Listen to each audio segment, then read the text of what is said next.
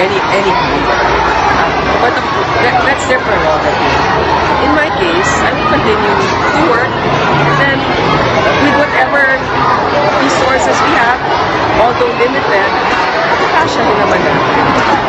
Are you endorsing anyone among the other senatorial bus? Considering na ikaw yung may bigat yung number one yun. Hindi naman, lahat kami sana endorse natin ang isa't isa. Basta for sure, yung re-election ni senators, halimbawa, si Senator Angara, Villar, J.D. Ejercito, Aquino, Nancy Binay, Senator Villar, lahat yun. At saka si Senator Surge, kasi tinulungan naman tayo din yung Senator Surge. Maraming magagaling pero ayoko na baka magtampo yung iba.